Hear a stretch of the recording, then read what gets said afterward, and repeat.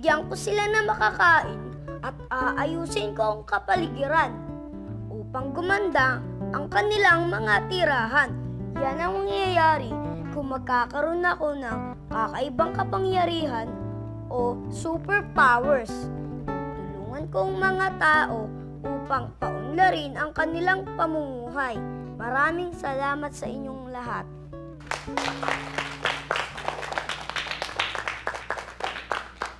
Ayos ba, Miss Heras?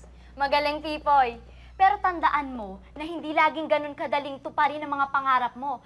Kailangan pagsikapan itong mabuti. Kaya mo bang mag-isa ka lang? Kaya nga kailangan ng superpowers, Ma'am. Pero sa tulong ni Daddy at sa mga tauhan niya, parang may powers na rin ako. Magkakatotoo ng lahat ng ito.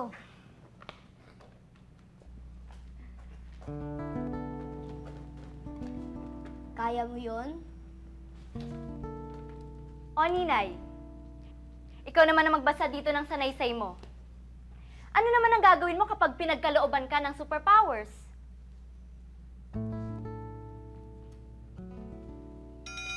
Sige na nga, sa Lunes mo na lang basahin yung sanaysay mo. Paalam sa inyong lahat.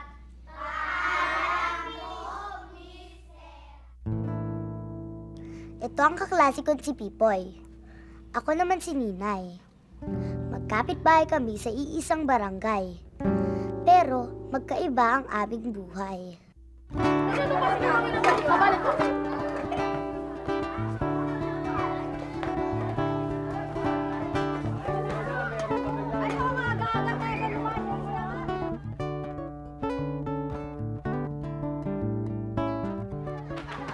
Medyo magulo dito sa lugar namin. Pero nakakatuwa rin ang mga tao kahit papano.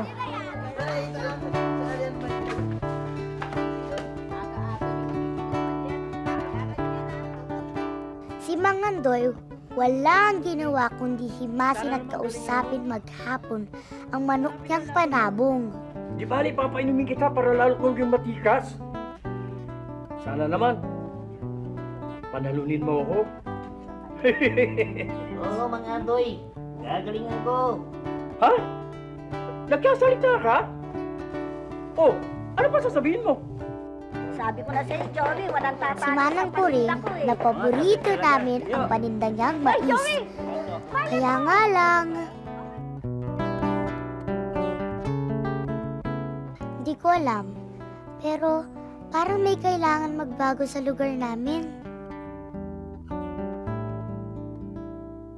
Maganda't malaki ang bahay nila Pipoy.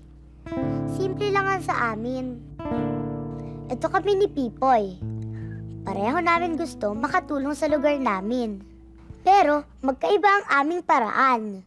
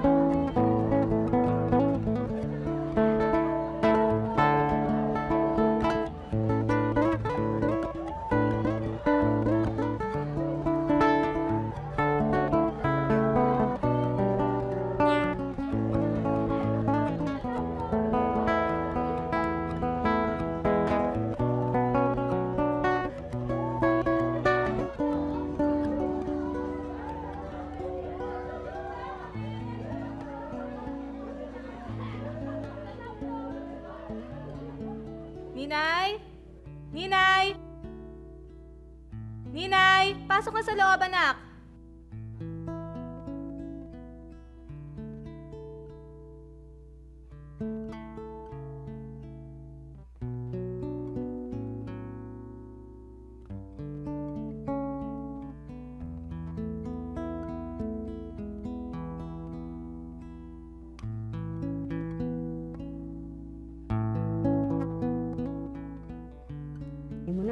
Salamat, Aling Nena.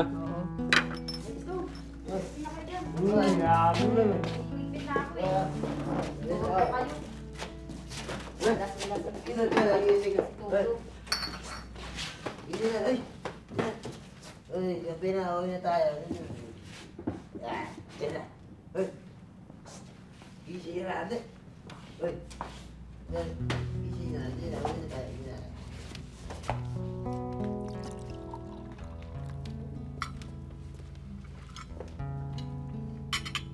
Kain ng kain, anak. Ma?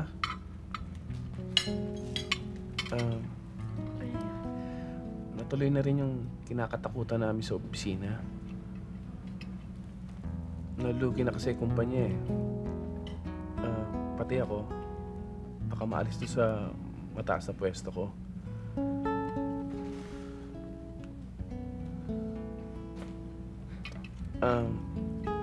Ma, may isa pa akong sasabihin eh. Baka kailangan ayusin na rin natin yung pamumuhay natin. Yung konting gamit dito sa bahay, baka sakaling kailangan natin ibenta.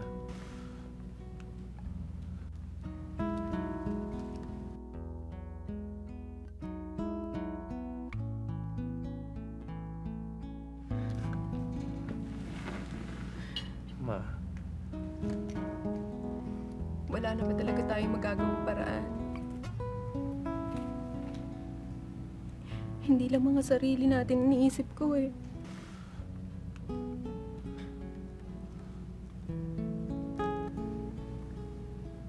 Maraming mga taong nakaasa sa atin.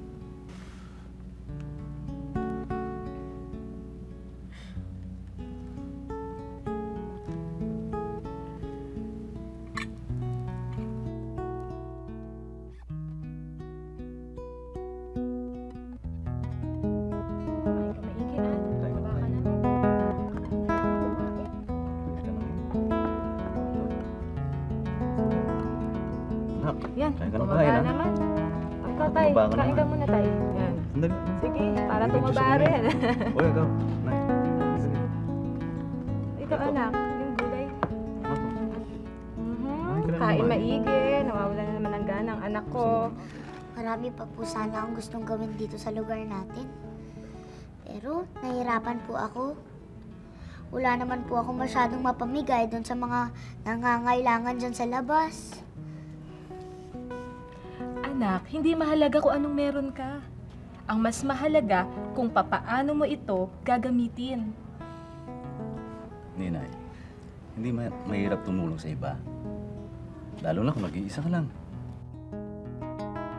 Siguro ang mas mabuti ay maturuan natin sila kung paano nila tutulungan ang sarili nila.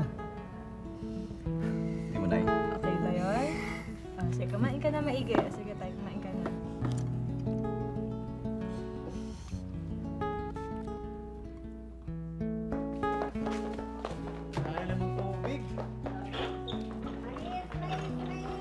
Hindi na kayo ng mais, matamis. Mais. Asang isa-isa. Mga mais.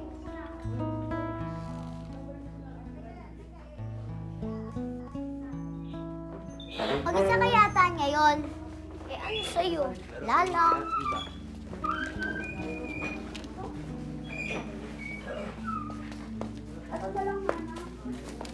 Mga bata! May basura naman dyan sa tabi ah. Ba't dito yung kinakalat? Sakali yung kinakalat ng mga pinagkainan nyo. Eh lahat naman gumagawa niyan. Ba't kami lang pinag-iinitan nyo? Saka kukunti lang naman yung kinalat namin Kung bawat isa sa atin ay magkakalat, kahit kapirasong papel lang, itatambak talaga ang basura. Tulungan nyo nga ako linisin to. Tulong sabi eh. Ninay, ba't pinag-aaksihan mo ng oras yan? Hindi mo kayang ayusin ang buong barangay. Hindi talaga natin maaayos to kung magkakanya-kanya tayo. Kaya dapat magtulungan tayo. Ika nga.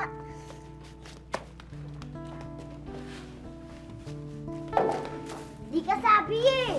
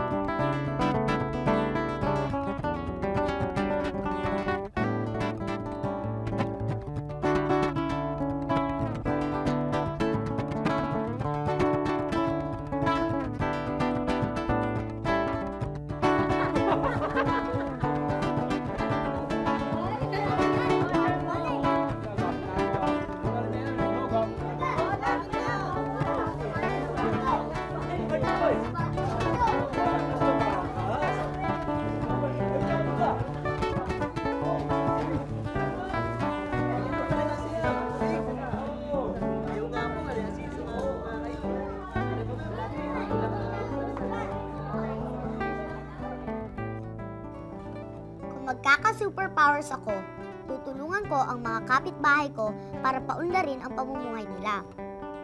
Magtatanim ako ng isang puno kung saan sila makakakuha ng mga hiwagang bunga, kagaya ng mga pagkain at regalo. Tutulong ako para buhay ng barangay namin at magagawa namin ito kung maniniwala kami sa sarili namin. Dahil sa aking palagay, ito ang tunay na superpowers natin. Ang pagtutulungan para malutas ang problema natin sa buhay.